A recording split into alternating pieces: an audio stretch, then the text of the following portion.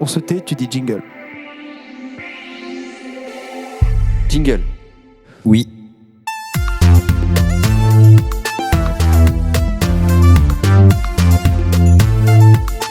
Soleil vert. Ouais. Waouh, quel jingle de ouf. Et bien sûr, nous sommes tous ensemble, tous réunis pour l'émission Soleil Vert. Est-ce que vous êtes là ce soir ou pas? Les gars, vous êtes là? On est présent, Ok, présent. Avant de vous présenter, j'aimerais passer un petit mot, un petit message. J'aimerais que vous soyez tous avec moi pour le passer. Ça fait joyeux anniversaire, joyeux anniversaire, joyeux anniversaire, Pierre Lançon. Joyeux anniversaire. Sale connard. Okay. Voilà, super. Et cette petite introduction musicale. Parce que Pierre Lançon est dans le public, bien sûr. Voilà. Pierre Lançon, voilà, donc attends, avant de présenter tout le monde, donc cette petite introduction musicale nous indique justement hormis le fait de souhaiter un bon anniversaire à Pierre, le thème de notre émission qui se portera ce soir sur la musique. Anniversaire. Non, non, la musique. On m'avait pas dit, sur moi. Pierre Lançon. On t'avait pas dit Non, c'est pas l'anniversaire de Pierre Lançon. C'est pas une rétrospective de la vie de Pierre Lançon non plus. Parce qu'il y a des choses à dire. Il y a matière de choses à dire, mais on tiendrait quoi 5 minutes. Voilà, vraiment très peu. Ah non, moi j'ai les doses, hein. Moi je balance tout en live. Hein. T'as les doses de Lançon. Même en rediff, je balance tout. Hein. Ah, tu balances tout. Toi, t'es ok, d'accord. Il y a pas de filtre. No filtre. Ok, ça roule. Bon, bref. Ce soir, on est sur le thème de la musique et on est à ma table avec. À ma droite, Ioannis Ménard-Ballet. Voilà. Donc déjà, t'es pas à ta table, t'es à la mienne. Et entre parenthèses, tu m'as foutu un bon merdier.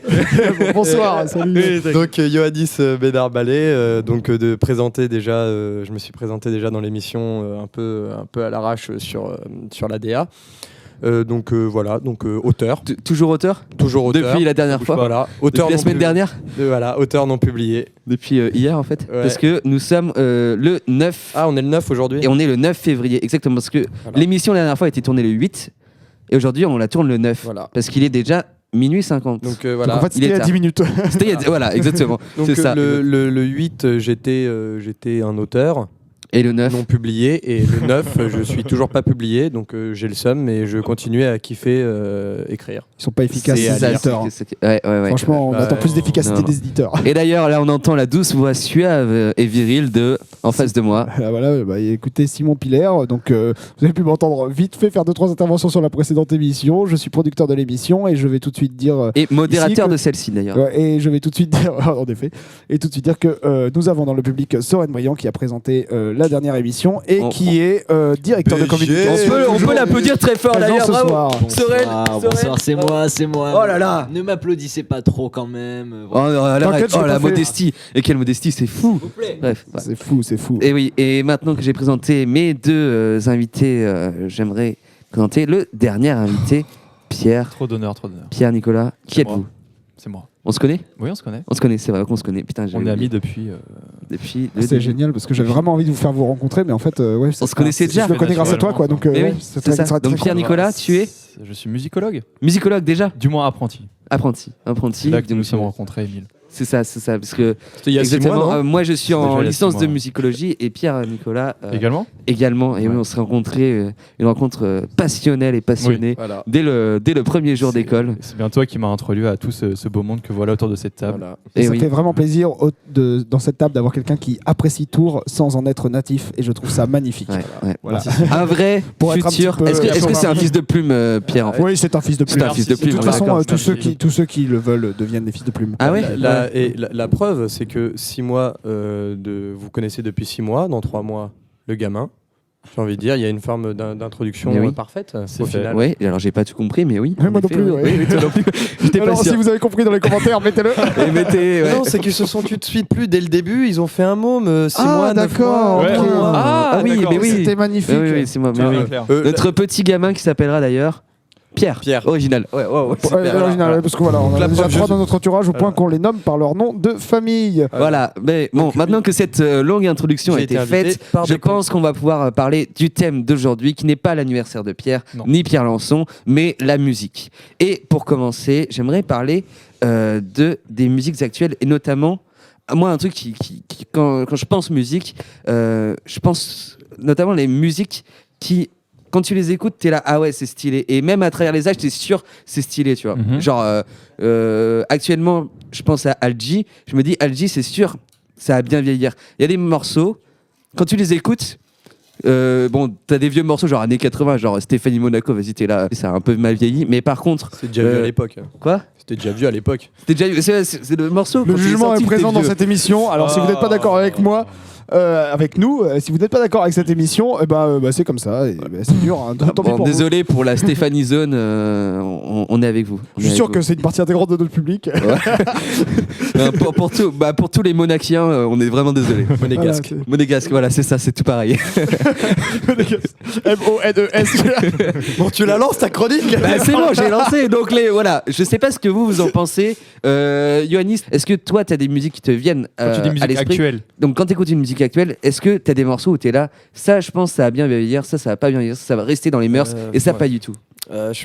Honnêtement, c'est un sujet où là, j'espère, en fait, je me dis pas ça va bien vieillir, ou en tout cas, on s'en rappellera. Vraiment, c'est des groupes où j'espère, je me dis, ah, putain, j'espère que nos gamins, enfin, en tout cas, les générations qui arrivent, écouteront toujours ça avec la même nostalgie, la même passion que nous, on peut avoir à écouter.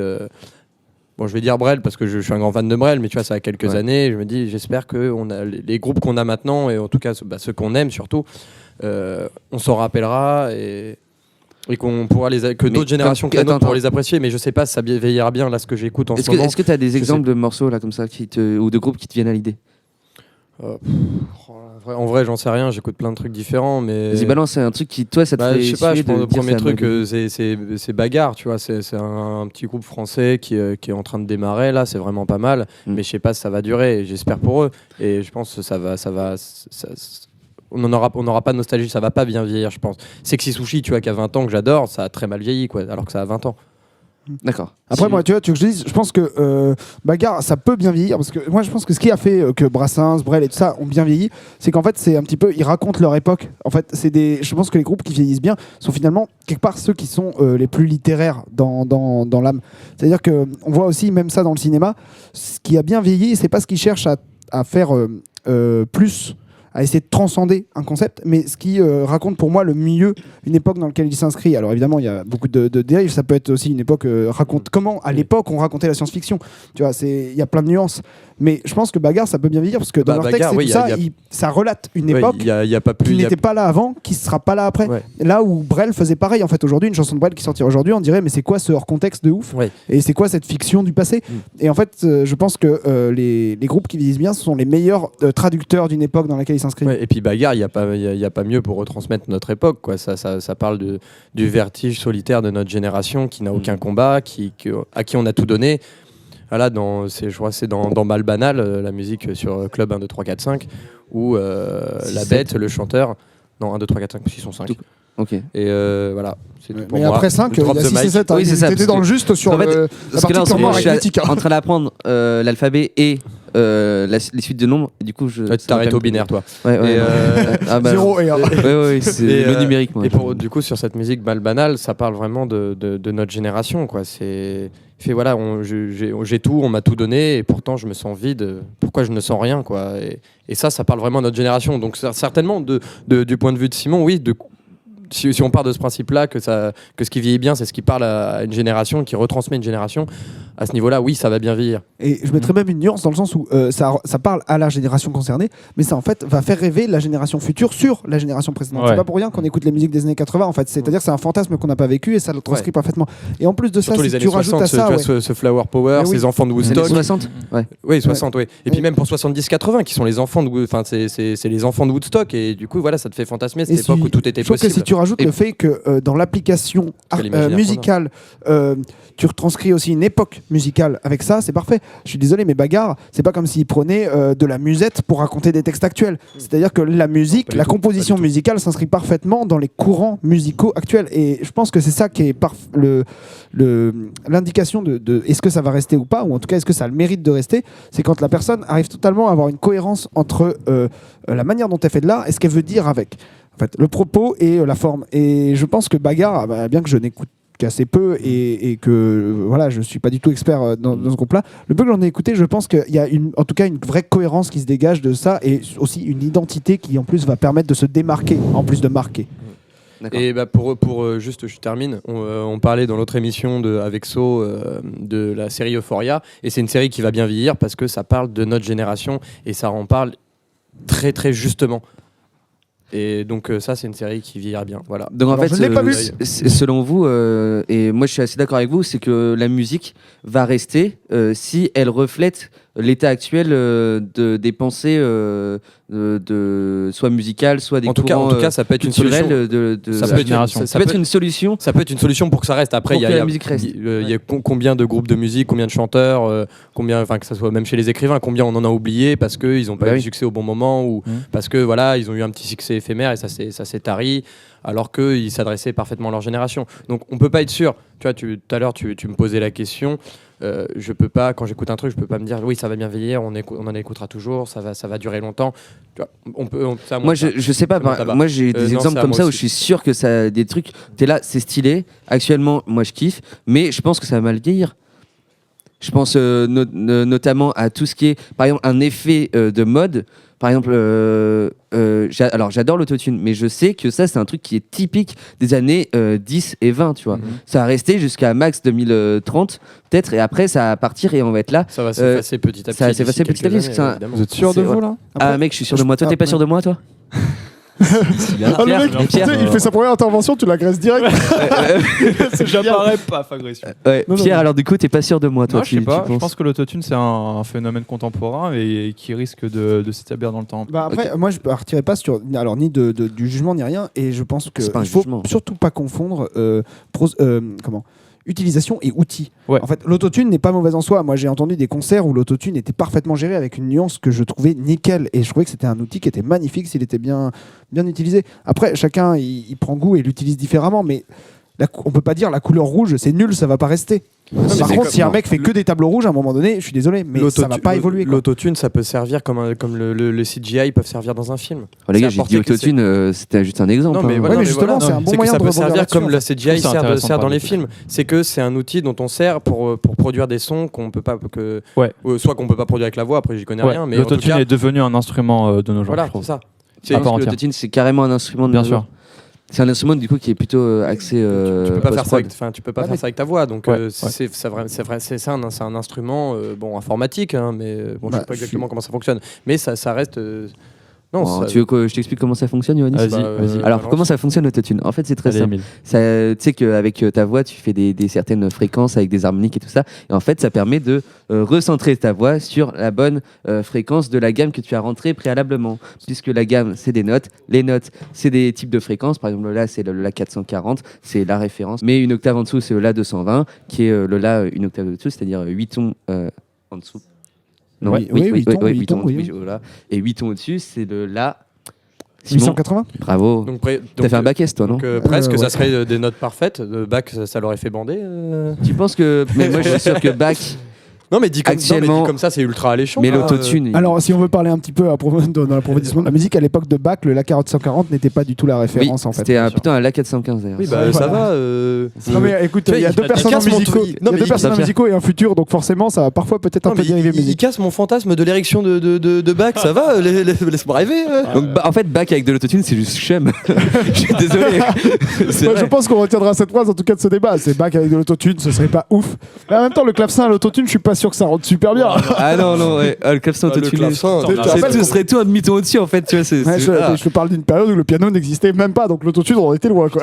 Et le clavicorde, on en parle, Pierre. Est-ce qu'on parlait pas du clavicorde un peu? Pas du tout, les gros. On n'en parle pas? connais On le a réussi à clavicorde. rapprocher Bach avec l'autotune, ça n'a aucun rapport déjà. Ouais, donc Mais le concerto clavicorde pour avec. gazou, sinon un concerto pour gazou à la limite. Pour Kazoo, non Le gazou, ouais, non, très Concerto peu. pour Gazoo, parce que moi, ça fait un peu plutôt concerto de paix, tu vois.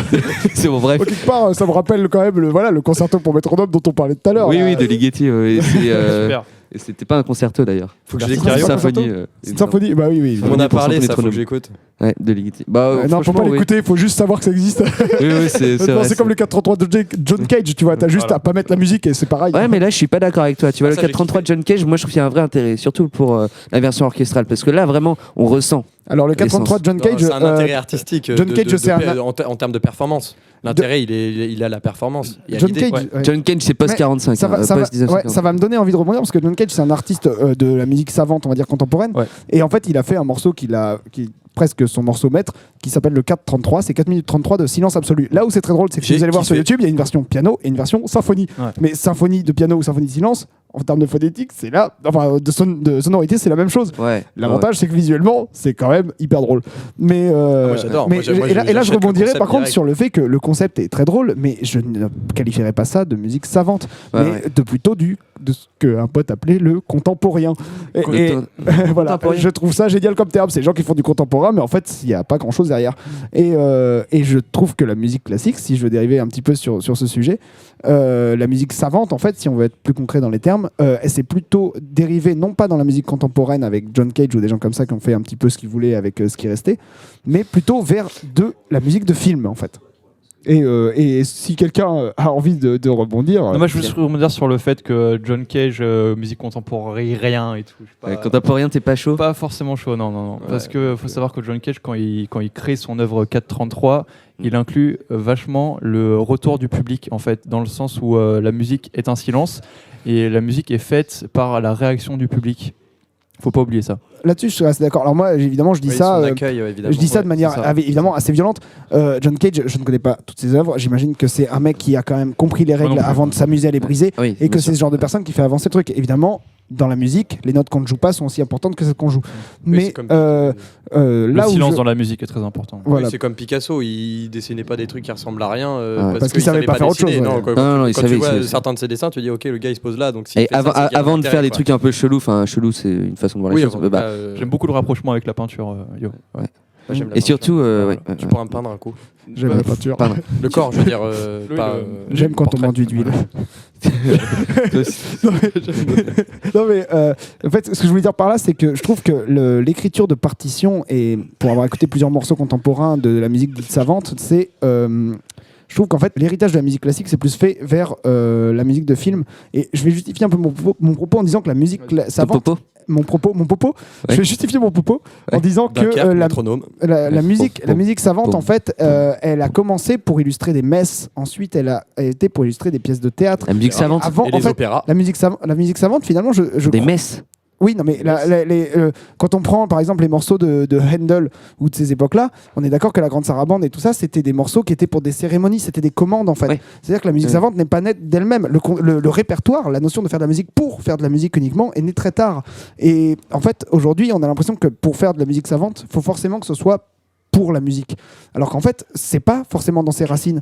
Et je trouve ça assez beau de se dire que en fait finalement l'évolution du théâtre, l'évolution de la messe, l'évolution en fait de ces réunions du peuple qui venaient là pour après je ne dénigre en rien la religion.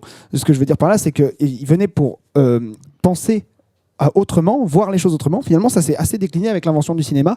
Et aujourd'hui, je trouve que la musique classique, en plus maintenant qui est écoutée, les BO sont écoutés à part. Ouais. On peut écouter vraiment les BO des Ouais, réalisateurs comme Hans Zimmer, Ennio Morricone, John Williams. Il y en a des centaines qu'on pourrait écouter vraiment en tant qu'album indépendant. En fait, ont vraiment pris un relais sur la musique classique Bah, actuelle et que j'ai- c'est aujourd'hui la nouvelle musique classique. en fait. Derrière toi, dans le décor, il y a le vinyle d'Interstellar. Je veux dire, voilà, Très c'est- beau vinyle. Voilà, c'est même plus tu Très, l'écoutes très à part, c'est tu l'achètes en vinyle, le Bien bordel quoi. Alors moi j'adore. Et moi, j'aimerais rebondir sur un petit truc sur le fait que Yoannis voit son appartement comme un décor alors qu'on est dans une émission radio. Je trouve ça Ouais, génial. ouais. C'est vrai. Et d'ailleurs, j'aimerais qu'on La vie parle est un une peu de scène. des constructions des murs. Que Voilà. la vie était une scène. que La vie est de une scène, théâtre. oui, bien C'est sûr. mur Non, mais beige, je ne dirai pas, ça me fait beaucoup rire, c'est Ouais. tout. J'aime beaucoup ça. Et justement, pour revenir sur Interstellar, moi, il y a un truc dans la musique actuellement. Non, c'était Par exemple. Oui, Philippe. Oui, oui. Filou. Comme on l'appelle dans le milieu. Très peu d'ailleurs. Dans On le l'appelle très frag peu game. comme ça d'ailleurs dans le milieu. Non, mais Vraiment parce pas. que tu le connais pas. Ouais, les ouais. jeunes écoutent On le l'appelle matin. Glassou dans le milieu. Moi, je te le Et dis. voilà. il est vivant d'ailleurs ou pas? Parce que Philippe. Ouais. Philippe Glass, Wiki Très vivant, Soren ouais. dans le public. Wiki Soren, Philippe Glass. Mais moi je suis pas à ma place. Ah bah oui, mais Wiki Soren n'est pas là. donc C'est vrai, je bon, laisse il est ça. voilà, Voilà, Oui. Wiki Soren ne sera Alors, pas là ce soir. Philippe c'est Glass pas qui a inspiré. Alors moi la seule chose que je sais c'est qu'il a inspiré Hans Zimmer. Wikipédia. Alors Simon Simon Pédia. Alors Simon Pédia. Philippe Glass. Voyons. Philippe Philippe Glass, Glass, père je sais de la juste qu'il musique a minimaliste. pour rebondir sur Hans Oui. Zimmer, c'est celui qui il a beaucoup inspiré Hans Zimmer pour la BO d'Interstellar. Ouais. Et il est connu pour faire des pièces extrêmement longues et assez, on va dire. Répétitive. Oh oui, répétitif est le mot, et peut-être, je dirais même assez exigeant en fait. Après, De la musique. je ne dois pas exigeante. savoir. Comment est-ce que vous écrivez Philippe Glass en fait? Glass, Philippe et Glace comme comme un verre, le en fait. film de Shyamalan. G-L-A-2-S, Comme le film de Shyamalan. Bah, il Par connaît exemple. que Philippe Grasse, donc en fait je vais chercher juste Grasse, Google. ouais, non, Philippe. Qui n'a aucun rapport. C'est son cousin qui a pris du poids, il a changé son nom. Ce n'est pas pour rien qu'on utilise Soren pour Après, faire les recherches, parce que ouais. je suis mauvais. Simon, après, si tu as besoin d'aide, t'as juste à marquer pub GDF Suez, Philippe Glass, tu vois. Voilà, intervention de Corentin Paris. Bonsoir. Merci Corentin Paris, très fort en informatique et surtout en recherche Google, alors C'est là que où, moi en je fait, ne possède pas m'aperçois que je de me suis trompé. technologie. C'est du Wim Martens, je crois. J'ai pas compris. Ok, Très moi non peu. plus. Très peu. Il me Très manque, très il peu. me manque l'intégralité des références de cette phrase, Ouais. sauf la syntaxe. Peut-être que, et si dans nos auditeurs qui sont toujours peut-être un peu plus qu'au nombre de 2, je sais pas, toujours au nombre de 2 ou pas. Ça Non, il y en a 3. j'ai trouvé Philippe ceux Glass. qui sont sur le et canapé, pour- ça fait 3. Ah oui, c'est vrai. Philippe Ouais, Glass. ouais, eh ben, vous pouvez mettre en commentaire si vous avez la référence de Corentin ou pas du tout. Alors je sais pas ce que vous voulez savoir sur Philippe Glass, je sais juste Il qu'il est est né le vivant. 31 janvier en 1937. Et il est c'est mort qu'il quand est Il est vivant. Il n'est pas C'est- mort puisqu'il est vivant. Il est Cette- toujours vivant C'est pas vrai. Bah, alors, comme Bob Dylan. non. Moi, j'ai toujours cru qu'il était mort. Si, Ah oui, aussi, c'est Bob Dylan, ça, je alors sais. il est de 1937 et il a actuellement 83 ans. Et ben, 83 bon ans, donc on fait un anniversaire. bisou à Philippe Glass qui Bon- nous écoute. Bon anniversaire, bon Sûrement anniversaire pas. à Philippe Glass qui fêtait son anniversaire il y a une semaine. Et qui a autre C'est chose vrai. à faire C'est que de- 83 Mais oui. ans, magnifique. Mais bref, du coup, tu parlais de. Oui, et ben moi je voulais parler Hans Zimmer, je voulais parler John Williams parce que moi ces deux compositeurs-là, ces deux compositeurs qui m'ont complètement révolutionné ma vie entière On est parce d'accord. que pour deux raisons. En fait, j'ai commencé plutôt moi à grandir toute ma période jusqu'à mi-collège, tu vois. C'était vraiment je baignais dans du John Williams. À partir du mi-collège, j'ai commencé à découvrir Hans Zimmer et ça a complètement révolutionné ma façon de voir la conception musicale au cinéma. Avant, on était dans un aspect très classique. C'est voulu plus vraiment dans ce côté composition. Savante. Oui, musique savante Ouais. complètement de John Williams. Alors que Hans Zimmer, lui, il a une conception et d'abord, il commence notamment par la musique électronique. Ouais. Et d'ailleurs, on le voit dans The Buggles Video Kills the Radio En se Star, servant où des il est- outils voilà. actuels. C'est ça, exactement. Et lui, il est beaucoup plus dans la recherche de la sonorité. Et moi, c'est un débat que j'avais envie d'avoir avec vous. L'aspect sonorité et écriture musicale qui sont une dualité qu'on retrouve dans le cinéma Là, actuel. c'est, je pense notamment, ouais, pardon, le micro. Zimmer et aussi beaucoup à Daniel Pemberton, celui qui a fait la BO de Into the Spider-Verse, Bird of Prey récemment ou King Arthur. C'est des gens qui, parfois, tu as l'impression que c'est une musique, mais elle est presque diégétique en fait. C'est ce qui se rapproche parfois du sound design. Et même si c'en est pas quand tu écoutes du Zimmer dans les films, oui, c'est de la musique. Mais il y a un côté presque sound design avec des sons très, très, très durs, très rock ou qui font partie du paysage. Des Alors, sons qui ça, font c'est partie du exactement ça, paysage. ça part en fait au début d'un truc qui est diégétique pour partir vers l'extra-diégétique et venir après dans une vraie musique. Je pense notamment au film Dunkerque avec la BO de Hans Zimmer qui est exactement là où ça part en général. C'est Hans Zimmer qui fait Ok. la- Ouais, non, mais Hans Et Zimmer attends, a justement, signé quasiment excuse-moi, toutes Simon, les musiques de Simon, Nolan. Je termine juste. Et du Moitié. coup, sur Dunkerque, il part notamment des sons des avions, des sons des explosions, des bombes ou alors de cris de personnes pour soit le sampler, soit en faire autre chose et en faire après une musique qui arrive. Je sais pas, genre quand un avion qui arrive, t'entends ce et c'est en général là, à ce moment-là, que la musique démarre. Ok. En plus de démarrer lors d'une action, la musique démarre avec le son de l'action. Donc le bruit devient la musique en fait. Bah, en fait, C'est ça. il y a de ça et je trouve que ça vient. Enfin, ça vient. Je sais pas si ça vient de là, mais en tout cas, moi, j'ai découvert ce procédé-là avec un compositeur qui est on va dire plus ancien, c'est Ennio Morricone. Et lui, il utilisait, si vous écoutez les bandes originales des films de western, il y avait beaucoup de bruit de le flingue qui se recharge, le fouet, et ils étaient utilisés comme de vraies percussions. Ils durent toute la musique. Schlac, et Le ça cri des dure. hyènes dans Le Bon, la Brute et le Truand, le Ah bah, ça, tu sais, par Eh ben exemple, ça, c'est le cri des hyènes. il y a 3 ocarinas Avec qui les sont hyènes. utilisés parce que Ennio Morricone utilisait, je trouve, 2 motifs récurrents. C'est le leitmotiv. Et, le procédé d'utiliser, qui vient de Wagner qui n'aimait pas ce terme, Oui, c'est vrai. exactement. en fait, qui est le fait d'illustrer un personnage ou une action, quelque chose, ça part un thème qui va vraiment l'accentuer. C'est évidemment le cas, par exemple, des films Star Wars, pour revenir sur John Williams. Ouais. Voilà, on reconnaît un thème, on sait exactement qui Alors est à juste, l'écran. j'aimerais juste redéfinir leitmotiv parce que je pense que tout le monde Allez, ne sait pas vas-y, forcément vas-y. ce que ça veut dire. Vas-y. Si je dis merde, attends, j'ai plus. bah, ok. Tam tam tam tam tam Voilà. Tu veux que je te dise, et là où c'est génial, c'est C'est que le ça, facteur. c'est le thème Ça- du côté obscur. Et tu Ah veux que je te ouais. dise, là où c'est extraordinaire, c'est qu'en fonction de l'instrumentation, tu peux savoir si on parle de le côté obscur conquérant, le côté obscur vaincu, le côté obscur C'est que combatif, un en leitmotiv, fonction de l'orchestration. un leitmotiv, c'est jamais dans un film ou dans n'importe quoi, ce sera jamais exactement la même chose. C'est un motif qui se répète, mais qui est toujours accompagné d'un accompagnement différent, d'une mélodie qui change très légèrement, d'un forte, d'un pianissimo, je ne sais pas, que ne sais-je. Voilà, et je vais illustrer par trois grands exemples. Pour moi, il y a Star Wars qui vient d'être cité. Il y a une autre grande fresque qui l'illustre à merveille, c'est Le Seigneur des Anneaux. Ouais. Puisque aussi, en fait la BO elle est construite, alors c'est une vraie arborescence incroyable. C'est-à-dire que la moindre note est gérée pour t'expliquer si Gollum il a l'anneau, si c'est le thème de l'anneau, donc ça commence sur telle tonalité, mais avec le thème de Gollum, tout est enchevêtré et la musique, et tu peux presque quelqu'un qui est totalement au taquet sur la musique et sur la musicologie est capable de savoir presque ce qui se passe à l'image juste en écoutant la BO du Seigneur des Anneaux. C'est un boulot monstrueux qui a été fait. Et je citerai après, un troisième exemple que j'ai déjà Howard cité. Shore a fait après la BO de Je l'ai Twilight. jamais et- percuté, tu me donnes envie de re-regarder le scénario des Voilà. Anneaux juste pour me. Et- Regardez, regardez. Certainement. Ouais, voilà, ok. certainement. Mais moi, je vais me le remater un de ces quatre. Allez, Mais- vas-y. et je vais citer un dernier exemple qui, pour moi, est l'exemple le plus parfait pour illustrer le leitmotiv. C'est Le Bon, la Brute et le Truand. Et en fait, il y a le ta-da-da-da-da qui apparaît aux apparitions des personnages. Et il se trouve que chaque un des trois personnages, illustré par un instrument différent. Il s'agit d'un ocarina, je crois, dans mes souvenirs, pour la brute. Il s'agit d'une flûte pour le bon. Et je ne saurais plus dire. Je pense que c'est un souvenirs sont très ocarina bons. basse. Mais je trouve que il y a voilà, ce travail du leitmotiv qui est hyper présent dans ces BO là. Et pour en revenir à Zimmer, parce que c'était de là qu'on venait, alors Zimmer utilise assez peu le leitmotiv et au final a une musique plutôt d'ambiance et non illustrative. Et À part dans Kung Fu Panda. Voilà. ah oui, Merci. éventuellement. Alors je Là, il saurais utilise plus un dire. peu le leitmotiv. Je Si n'aurais ne m'abuse. jamais cité ce film-là, mais oui, en Oui. même temps, la BO est géniale. Ouais, parce Mais- que c'est Hans Zimmer aussi. Ouais, Hans Zimmer, Pour bon ceux voilà, qui ne savaient faut pas déconner. Moi, je dois dire, je faisais partie des détracteurs d'Hans Zimmer, c'est-à-dire que j'aimais beaucoup ses musiques, mais je considérais que c'était un peu toujours la même chose. Et en fait, j'ai vu son live, je l'ai regardé 12 fois, je l'ai écouté Le live à Prague 70 qui est sur, fois. Netflix, Voilà, on qui va est citer, magnifique live. notre Et même en partenaire. termes, petite Qui n'est pas parenthèse, du partenaire d'ailleurs. en termes de réalisation multicaméra, pour avoir justement vu un peu dans la télé, c'est un exemple à suivre au niveau de la réalisation multicaméra. C'est génial. Franchement, c'est un pied fou à regarder et à écouter.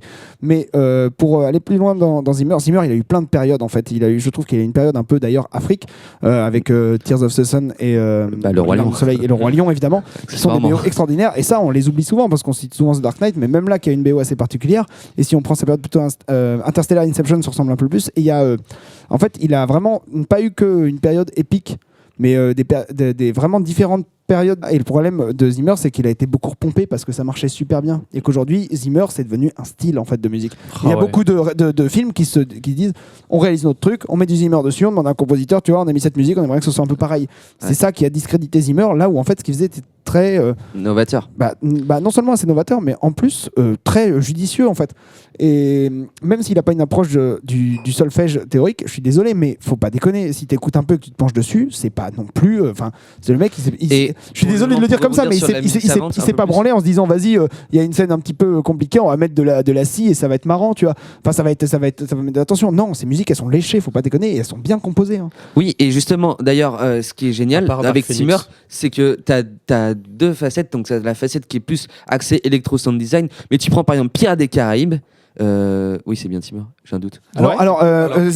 C'est signé Klaus Badelt. C'est signé Klaus Badelt dans le 1, mais il faut savoir qu'en fait Zimmer a refusé de faire le 1 parce que il était sur le dernier samouraï. Ouais. Voilà. Et en fait, il a composé le thème de He is a Pirate, donc le thème qu'on connaît tous. Et il a dit à Klaus Badelt, En fais termes l'arrangement. d'orchestration, c'est Fait assez l'arrangement fou, du quand reste du film. Il même. faut savoir que Klaus Badelt, c'était l'arrangeur et le premier assistant de Hans Zimmer, et il lui a délégué l'application de la BO au film. Il a composé quelques thèmes principaux. Et après, il a repris la réalisation pour le 2 et 3. Il faut pas déconner, si vous écoutez la BO du 2 et 3, il y a beaucoup de thèmes que vous connaissez qui ne sont pas dans le 1, et ça vous étonnera. Et après, il y a aussi, on parlait de The Dark Knight, enfin là, en l'occurrence pour Batman Begins, Non. c'est pas seulement de Zimmer. Et c'est là où Batman Begins, en termes de musique, tend à différer un petit peu de The Dark Knight ou de Rises. C'est que pour Dark Knight et Rises, il était tout seul à la musique, alors que pour Begins, il était avec Jeff Newton Howard. Et on l'oublie malgré le fait qu'il est crédité au générique. Il n'a pas seulement aidé, c'est vraiment le co-compositeur, quoi. Et c'est là où ça diffère un petit peu. Et sur Zimmer, on parlait de musique un peu diégétique avec le sound design et tout. Et l'apogée de ça, c'est vraiment Daniel Pemberton qui a qui voulait aller plus loin que Zimmer peut-être. Est-ce que tu peux me resituer dans quel film il a tu sais, composé? King Arthur ou Spider-Man Into the Spider-Verse. Oui, c'est ça. Et dans King Arthur, il y a une scène où des gens, il y a une course-poursuite et t'entends leur souffle saccadé, tu vois Et en fait, la musique, c'est ça. En fait, il la reprend, il en fait un thème. C'est ça. Et c'est le genre de musique qui veut tendre à aller un peu plus loin que ce que Zimmer a fait. Pas parce que Zimmer, il n'a pas été assez loin, c'est qu'il s'est arrêté là où il voulait s'arrêter. Et on a aujourd'hui des bandes originales de films qui tentent de plus en plus, je trouve, au sound design en fait. Tabler, en fait. Et maintenant, la frontière entre composition musicale et l'aspect sonore du film très technique est beaucoup plus étroite qu'avant, justement, où il y avait le mixeur son, le mixeur de la musique, le compositeur, le machin. Maintenant, il y a vraiment... Et c'est ça que moi, j'aime beaucoup actuellement dans le cinéma. Tout est là, tout est entremêlé. Tout est entremêlé et c'est vraiment encore plus beau à voir. Enfin, à entendre, exactement. Surtout, Ça fait des jonctions entre les différents corps de métier, c'est ça qui est beau. C'est ça le cinéma. Mais je pense, la musique. je pense qu'en fait, avec l'avantage de la MAO, donc musique assistée par ordinateur, Oui. c'est qu'en fait, on a trouvé le moyen de, avec la musique, briser le quatrième mur. C'est-à-dire que d'un seul coup, le technicien son et le compositeur n'étaient plus totalement deux métiers différents, mais il y avait forcément un parallèle qui se faisait beaucoup plus entre les deux. Et ça a permis en fait d'utiliser l'enregistrement sur plateau et l'enregistrement en studio et les confondre parce qu'on avait une qualité presque équivalente. On pouvait en tout cas l'atteindre. Et en fait, justement, on peut faire ces effets de souffle et tout ça parce que la transition entre le fait de l'homme qui souffle sur le plateau et l'homme qui souffle dans un studio, on peut la faire facilement. Et là, on peut remercier en fait la technique tout simplement de dire non, le monde n'était pas mieux avant parce qu'en fait, ça, c'est le genre de truc qu'on peut faire aujourd'hui et qui peut rendre vraiment un film superbe. Et là, on parle de film, mais même musicalement, ça donne des nouvelles découvertes. Et moi, je vais parler d'un truc qui me parle particulièrement. Tu as cité Al J tout à l'heure, donc c'est un groupe britannique. Ouais. Et British Group. voilà, moi, alors faut savoir, c'est mon groupe il préféré. parle avec le nez. Voilà, c'est mon groupe préféré. Alors, il a une voix très nasillarde, mais Voilà. c'est pas un synonyme de nazi. Et merci pour ton petit. Alors on est en radio, on ne le voit pas. Voilà, je te rappelle. Il y en a un qui a tout de suite saisi. Non, une voix assez nasillarde. Mais en fait, moi j'adore ce groupe parce que je considère que ces musiques sont comme des BO. Moi je trouve que l'avantage de la BO, c'est de pouvoir être un espèce d'atelier à la musique. Parce que comme tu vas souligner une ambiance qui est déjà un peu présente, mais juste la souligner, tu peux te permettre d'aller dans des retranchements qui ne sont pas agréables à écouter, mais qui soulignent un propos. Donc t'es pas obligé de rendre le truc accessible à un public. Puisque de toute façon, c'est l'image, elle va déjà s'en charger. Donc pour moi, la BO, c'est un laboratoire à la musique, et je trouve qu'il y a certains groupes ou compositeurs, et je citerai Al J et Peter Gabriel, de mes connaissances, qui ont ce côté laboratoire de musique, qui se permettent de tester des trucs qui vont pas forcément être agréables à écouter. John Zorn, évidemment, aussi, mais qui vont tester des nouvelles sonorités et voir en fait ce que ça rend, et pas essayer de rendre les choses forcément agréables, mais nouvelles. Moi, je trouve que la musique dans le cinéma, et encore plus actuellement, c'est que en plus de refléter les émotions qui sont, c'est que pour moi, je compare la musique comme le hors-champ qu'il y a en caméra, si tu veux. C'est vraiment ce truc où tu vas pouvoir justement donner l'intuition au spectateur qu'on va aller vers tel type d'ambiance. Dans le style de musique, les films, par exemple, les musiques sur les films d'horreur, c'est exactement ça. C'est justement jouer sur les émotions des personnages et sur ce qu'on ne voit pas. Qu'on comprenne, rien qu'avec la musique, ce qui se passe. C'est ça qui est flippant. Ouais. C'est ça qui est flippant dans les films Ah oui, d'horreur. clairement. Je suis D'accord. d'accord avec toi. Et Le son dans les films d'horreur a une importance. Et l'absence de la son aussi, on prépondérance. parlait du silence avec le 433, c'est que le silence, même sur les films d'horreur, à Interstellar, les moments où il y a du silence, c'est un silence qui fait peur. Et dans les films d'horreur, ça a disparu pendant un temps. Au tout début du cinéma d'horreur, il laissait quand même pas mal de place au silence. Ça s'est un peu perdu, et là en ce moment on est en train de retrouver ça. Parce qu'on revient à un cinéma d'horreur un peu plus puriste dans le bon sens du terme. Et on laisse beaucoup de place au silence parce que ça fait encore plus peur en fait. Il se passe quoi ? La musique t'indique pas ce qui se passe. Ouais. Du coup, tu sais pas ce que tu dois ressentir. Du coup, t'es encore plus inquiet au T'es final. troublé. D'un coup, t'es plus guidé en fait. Oui, T'es plus guidé, t'as juste libre cours à ton imagination, à ton interprétation. Qu'est-ce que tu ressens ? T'en sais rien. Voilà. Ton imagination va toujours imaginer pire. Mais oui. Bah, tu vois, moi je vais parler du meilleur jumpscare que j'ai vu. Alors je ne regarde aucun film d'horreur parce que j'ai une peur bleue de la peur. Mais il y a un jumpscare sonore que je trouve génial et il est dans Interstellar. Et c'est ce moment, en plus c'est un jumpscare inversé, c'est ce moment où il y a Matt Damon qui tente de s'enfuir et en fait qui gueule, il y a beaucoup de bruit, il se passe énormément de choses et d'un seul coup, le sas explose. Et en fait, comme on est dans l'espace, d'un seul coup, quand il explose, il n'y a plus de son. Et en fait, l'absence de son m'a fait sursauter. J'étais tellement rendu habitué au bruit énorme de la salle que l'absence de son m'a arraché vraiment un sursaut dans la salle. Et je trouve ça extraordinaire que encore aujourd'hui, au niveau du son, au niveau de l'image, au niveau de la mise en scène, mais particulièrement au niveau de la musique, des mecs comme Zimmer et ça arrivent encore à me faire avoir une émotion qui va carrément me faire sursauter. Et en fait, faut le faire pour faire sursauter quelqu'un sans balancer un putain de jumpscare putassier. Faut le faire pour réussir à faire ça sans que l'image le souligne, parce qu'en plus c'est un plan large. Il y a rien qui dans l'action va souligner. C'est en fait le jumpscare est inversé dans l'image et dans le son. Et là, je félicite la mise en scène de Nolan et le talent de Hans Zimmer, c'est de réussir à faire un rythme aussi nickel, parce que moi, pour me faire sursauter avec un silence et un plan large. Faut quand même y aller. Hein. J'ai beau être facilement impressionnable, faut quand même y aller. Et les mecs, le rythme est parfaitement géré. Et je trouve ça génial. C'est là que je reviens à l'idée de laboratoire. C'est que ça, c'est un truc tu peux le faire dans une musique que tu écoutes dans la rue, mais tu vas juste dire c'est nul. D'un coup, il y a plus de son. Là, tu essaies de faire sentir une autre émotion que le kiff ou qu'une émotion que les gens viennent chercher. Et tu essaies de surprendre. Pour justement parler du silence, sans trop de transition, j'aimerais parler d'un truc. C'est dans les représentations de musique dans les opéras. Il y avait un truc qui se faisait beaucoup il y a quelques années. Enfin, il y a quelques années, moi j'y étais pas, mais j'en ai beaucoup entendu parler. C'est qu'après une œuvre, en fait, après genre une grande symphonie et tout que tu vas voir, ou un grand opéra, t'as vraiment un silence. Ce côté où à la fin, je sais pas, t'as la musique qui se prolonge sur une cadence parfaite, et là, toc, d'un coup, hop, tu viens de t'en prendre plein la gueule, juste. Plein les oreilles. Plein les oreilles, oui, bien sûr, oui, plein les oreilles. Et là, d'un coup, t'es là, waouh. Et genre pendant, je sais pas, 15, 20, 30 secondes, 1 minute, tu dis rien, tu vois. Et ça, je trouve que c'est trop beau. Et c'est un truc qu'on n'a plus du tout actuellement. Et même dans le cinéma, justement, on retrouve plus cet aspect vraiment de silence, de respect du silence. Oui et non, je suis pas d'accord dans le sens où... en tant que spectateur, pas dans la musique en soi, mais en tant que spectateur. Que ce soit même en tant que spectateur, mais même en tant que musique. Parce que le silence à la fin d'une œuvre, là j'ai pris ça comme exemple, c'est quelque chose qui devrait être... je trouve qu'on en a plus qu'avant en soi. Du silence. Ah bah oui, dans le cinéma, un film qui se clôture et qui attend... dans le cinéma. Un film dans le cinéma, oui, notamment. Mais un film qui se clôture sur un silence... Je suis désolé, dans le cinéma muet, t'as un peu plus de silence que maintenant. Oui, mais qui attend en lançant le générique, qui attend un petit peu avant de lancer la musique sur le générique. Tu vois, je trouve que là, je suis pas du tout d'accord. Je trouve qu'on laisse énormément de place au silence... Notamment, là, on vient de me filer un petit mot. Mais Qu'est-ce qu'il dit, ce petit mot?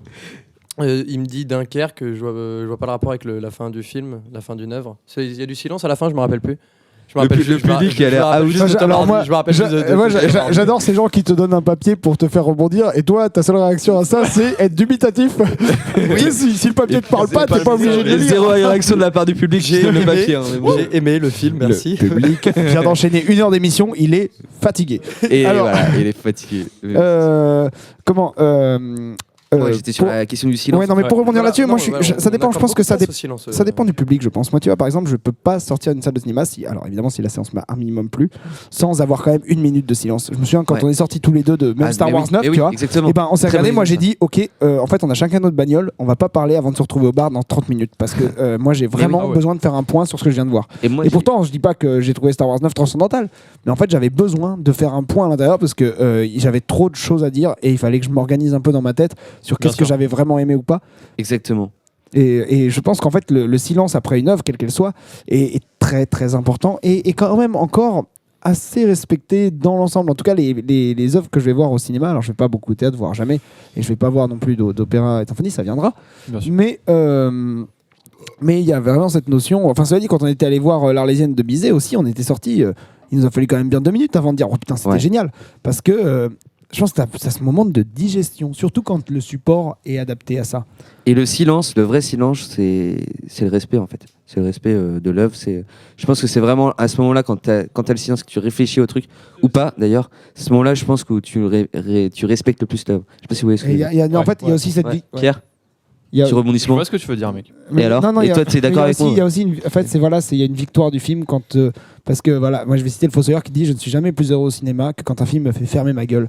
Et je trouve ça magnifique, même si je trouve qu'il y a toujours des choses à dire et particulièrement sur un D'ailleurs, film bon. Simon, est-ce que mais il y a tu du temps. pourrais fermer ta gueule C'était Ça clash, c'était gratuit, c'était absolument gratuit. C'était Voilà. si gratuit. Bonsoir. C'était gratuit, bonsoir. C'est Désolé. non mais je me suis acharné sur toi à la dernière émission, c'était légitime. Écoutez, comme vous parlez de silence, moi je vous propose de faire une minute de silence pour Simon. Il est Voilà. de dire Alors, ça on va faire une minute de silence pour le Reproduction silence du qui a été disparu. Ah, vous voulez Petit qu'on thé. fasse une interprétation du 433, quelqu'un a la partition, s'il vous plaît tu lances un extrait du 433 de John Cage. Ok, et tout de c'est parti. suite, Alors- un petit extrait du 433 de John Cage.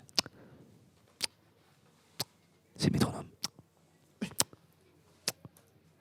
Ouais, c'est un métronome qui est pas très... C'est la zone spoiler. C'est un live, faut tousser. C'est quoi ces conneries? C'est vrai qu'il y a des gens qui toussaient dans la salle. Voilà. Voilà, c'est pas très radiophonique Voilà, John Cage. c'était une... ça s'appelle du sound design. en C'était fait. une interprétation de John Cage. C'est vrai. Voilà. Interprétation du 433 John Cage. Symphonie Wow. de John Cage à 4 clampins. Il est 1h30, les bières montent et nous sommes fatigués. Bonsoir. Bonsoir, et voilà. Je suis sobre. Hein. Bon alors, non mais pour être tout à fait honnête, on a beaucoup parlé de musique de film, Ouais. mais en fait, si on veut aller plus loin, tout ce qu'on a dit là, je pense qu'on peut l'appliquer à la musique, on va dire pour la musique. Alors ça fait un peu bizarre de dire que ça comme ça, mais la musique est composée pour elle-même. Et je sais pas quel est Il se tâte les tétons, quel désolé. est- Simon. Mais Pierre se tâte les tétons. il y a eu un gros moment de radio là, puisque Ouais. c'est pas radiophonique du tout. Sur ce, je vais aller lui filer un coup de main en laissant ma place à Sorel Brillant. Et on Voilà. dit bonjour à Soren qui arrive sur le plateau. Voilà, Ioannis fait le tour de la table pour filer un coup de basse au téton de Pierre. Voilà, bon, pour tous ceux qui voulaient une information détaillée des tétons de Pierre, bah, Non, ça sera très pour peu. une Ah, prochaine stop. fois. À quand la radio filmée, putain, qu'on me voit me masser les tétons. C'est bon. Et ben, pas je très promets ça adapté au pour je ne sais pas public, quand, parce que ça coûte beaucoup d'argent et que Aïe, je aïe, produis tout. Attends, moi-même. qu'est-ce qui coûte beaucoup d'argent De faire un multicaméra. Oui, pas les pour du tétons, téton, ça, hein. c'est gratuit. Ok. Ouais, So, alors, est-ce que tu as quelque chose à dire un peu sur la musique, un peu Ben, façon de le voir le cinéma, silence, c'est tout ça, vachement Pour le cinéma. coup, vous avez Ouais. énormément parlé de Cinéma. musique pour ce qui est au cinéma, etc. Ouais. Et genre tout ce qui est musique de film, c'est un type de musique qui se ressemble beaucoup. Donc vous avez vraiment survolé absolument tout ce qu'on pouvait survoler. Donc j'ai pas grand chose à rajouter. Mhm. Alors, le terme survolé est très péjoratif. J'imagine que tu voulais en dire un autre. hein. Oui, Parce que allez. sinon, je trouve ça vraiment violent. je bute énormément sur mes mots, monsieur Simon. Mais non, mais enfin, vous avez énormément parlé de choses. Parlé d'énormément de choses, pardon. Et du coup, bah, j'ai pas grand chose à dire là-dessus, quoi. Vous Ouais. avez vraiment. Mais est-ce que tu aurais quelque chose d'autre à dire, le plus général, sur la musique, peut-être sur la musique actuelle. La musique. Alors, actuelle. moi, musique actuelle. j'ai envie de lancer un débat parce qu'on était Allez, Simon. dans Ok, la débat. musique, Oui. dans la musique de film et on va faire un parallèle entre les films et la musique. Il y a souvent ce débat en film entre films d'auteur et films de genre. Alors c'est absolument sans Ah, condition, mais et je trouve que dans la musique, on peut appliquer un peu la même chose avec la musique savante et la musique Oui. populaire. Qu'est-ce que vous avez à dire sur ce débat? Alors là, Je pense Pierre, que Pierre, les Pierre, Pierre, je te laisse, musicologues ont là, Pierre, je te chose à laisse dire. parler. Pierre, je te laisse parler. C'est ton tour. C'est Qu'as-tu ton- à dire c'est- sur c'est ce ton tour. débat entre la musique de genre, enfin la musique, Non, musique populaire, savante et musique savante populaire, et mon musique populaire ou voilà. Est-ce que quel est ton avis sur ce débat de savoir qu'il y a une musique savante et une musique populaire? Ouh, ouais. Alors déjà, il faudra définir ce que c'est que la musique populaire et définir ce que c'est que la musique savante. Alors vas-y. À partir de là. C'est quoi la musique savante Peut-être musique- commencer par la musique savante. La musique savante Ouais. Je pense qu'on peut mettre dans un même panier la musique savante tout ce qui se compose dans la musique. Déjà, contextualiser le truc, c'est la musique occidentale qui s'est composée entre, je dirais, la Renaissance, pour ne pas citer le Moyen-Âge parce que ça a eu lieu vachement avant, Ouais, c'était entre la très peu écrit Renaissance aussi, le Moyen-Âge. et tout ce qui se fait en musique contemporaine actuelle, qu'on peut encore considérer comme musique savante. Et C'est large. C'est large, ça reste large, mais c'est pour donner une définition très large. D'accord, Alors, est-ce pour qu'on les- pourrait pour- plus pour- parler de pour musique ceux qui- écrite Alors attends, pour Finalement, ceux qui n'ont pour pas la d'initiation à la musique, musique, il faut savoir que ce que les gens appellent musique classique Ouais. est en fait un problème de définition. Parce qu'en fait, la musique classique, ça correspond à un courant qui en plus est très court au sein de la musique savante. Ce qu'on appelle musique classique est en fait musique savante. La musique Yeah. classique, c'est un mouvement au même titre que le romantisme, l'impressionnisme et tous ces titres-là. Voilà, c'est juste pour définir ce qu'est musique. Voilà, nous, on dit musique savante, Ouais. mais en fait, c'est ce que les gens appellent en général la musique classique. Ce que Vite les fait, Pierre, d'ailleurs. musicologues appellent musique savante. Vite fait, Pierre, la périodisation là Ouais, voilà, c'est un problème de parodisation en fait. C'est ça, Les t'as le gens Moyen-Âge, la musique de la Renaissance, appellent- Allez.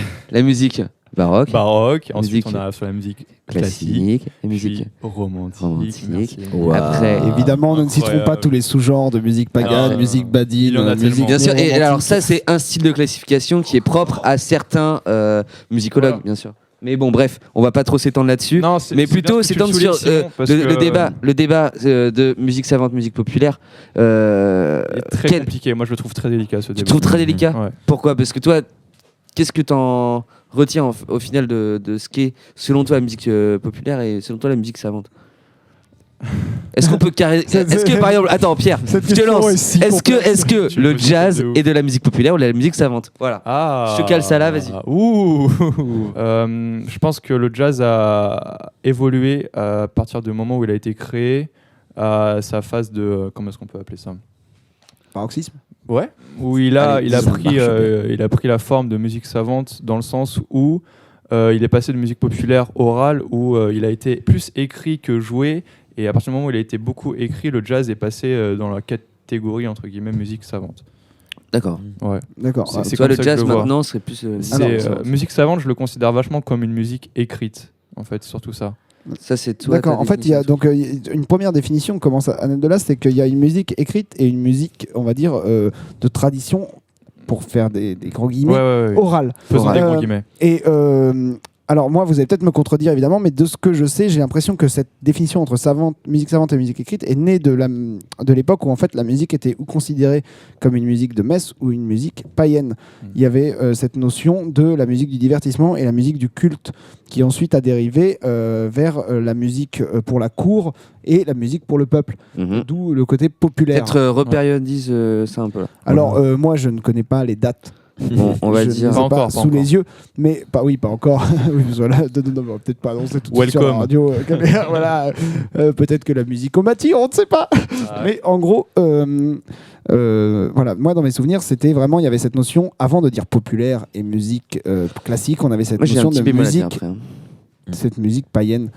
Et je pense qu'en fait, on a tout découlé de cette culture d'un espèce d'élitisme de ceux qui savent et ceux qui font.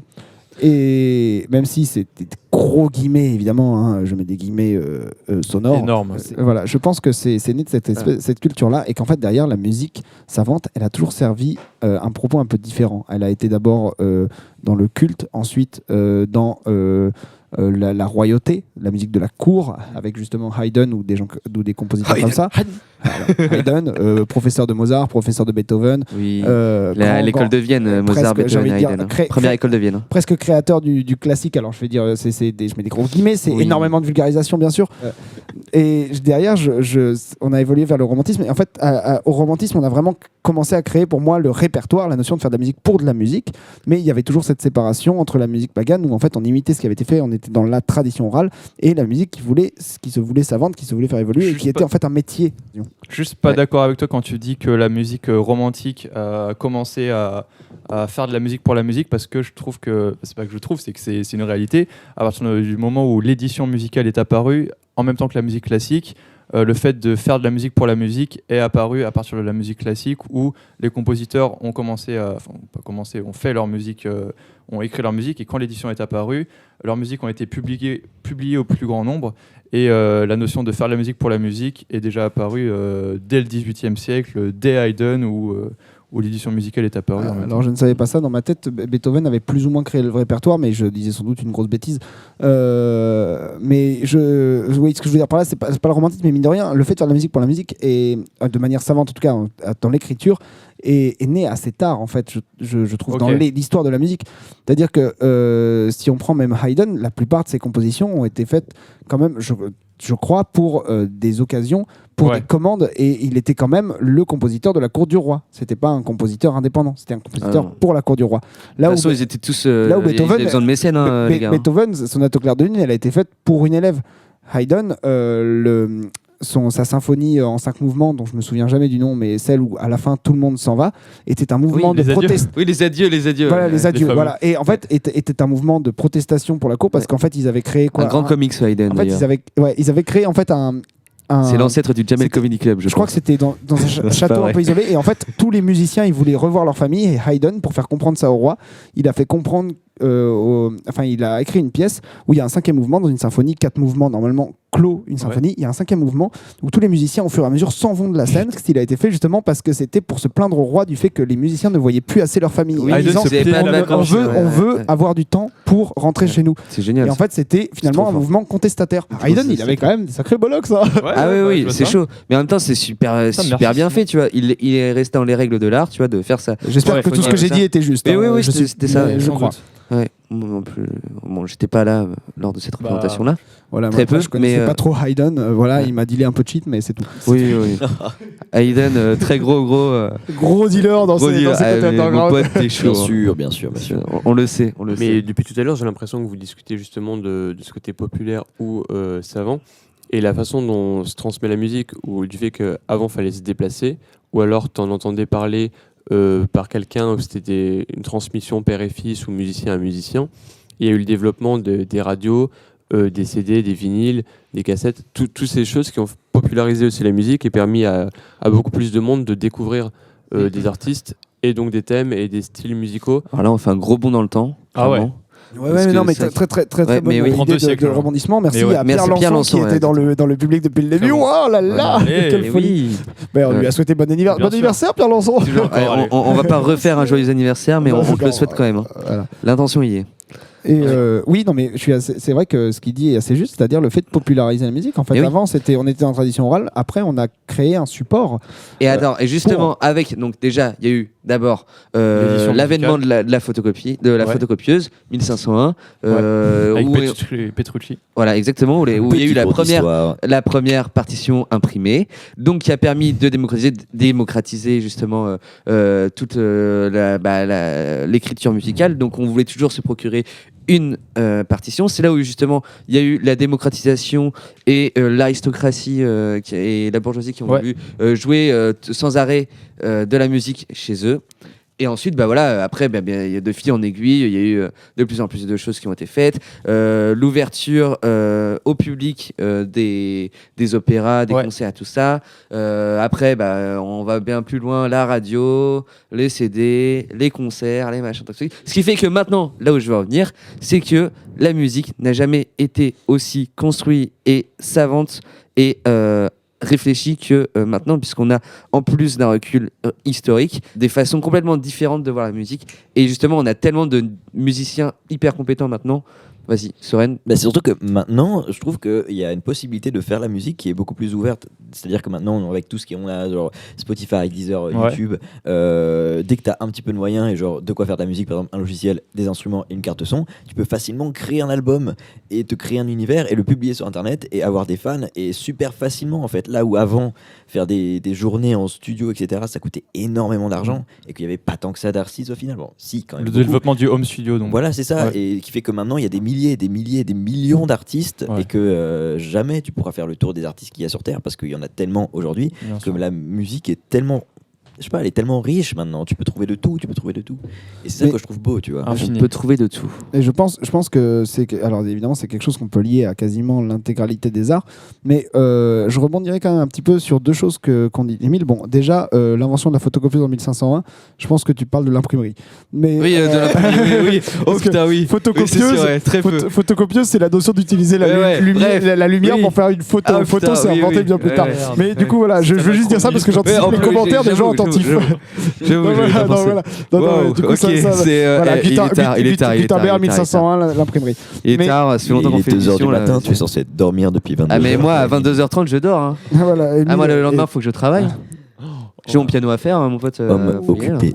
Ah oui, ah oui bon, ouais, écoute, c'est cool. Jean-Michel Leblanc, rendez-vous. Voilà, hein. Ouais, ok, si allez. vous voulez, on raconte tous notre journée demain.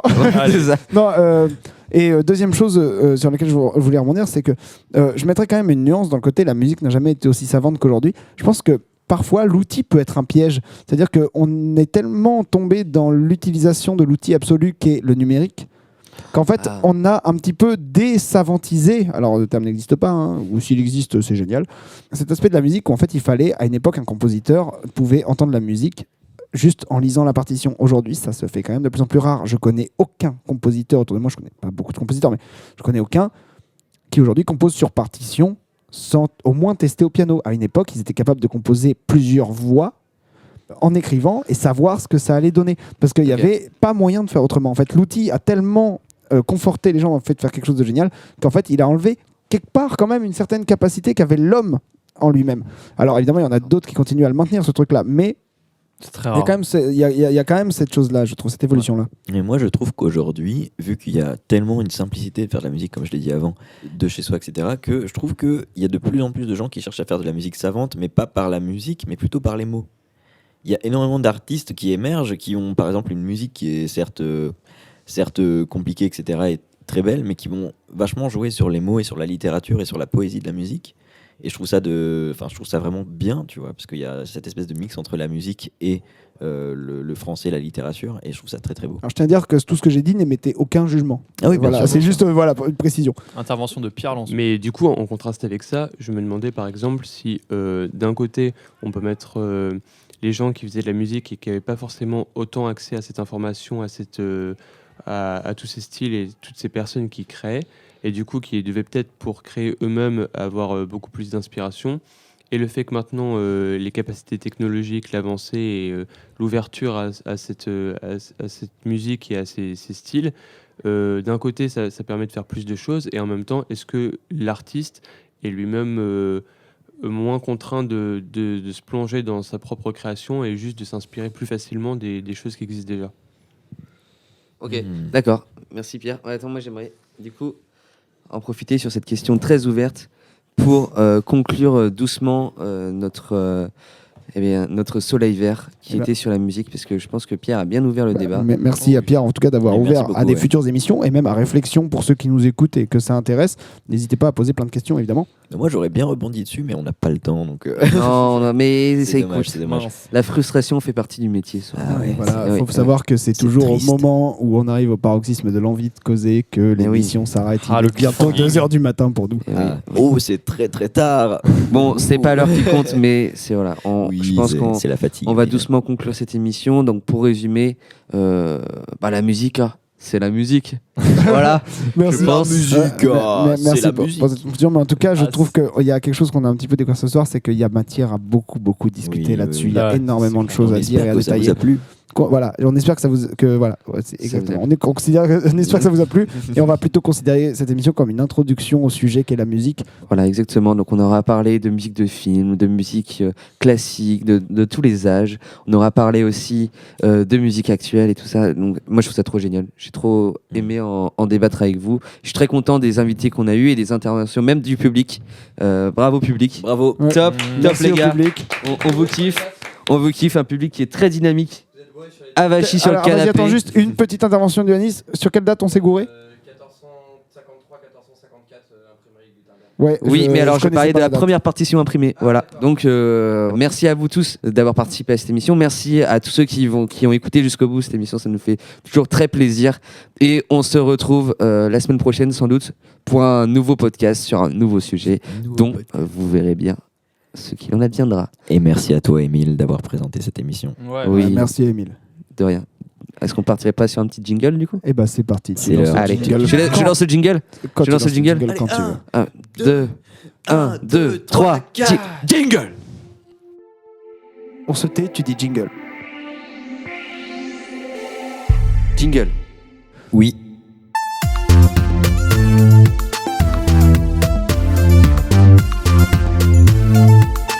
Soleil vert. Ouais. J'étais pas dans les notes. Voilà.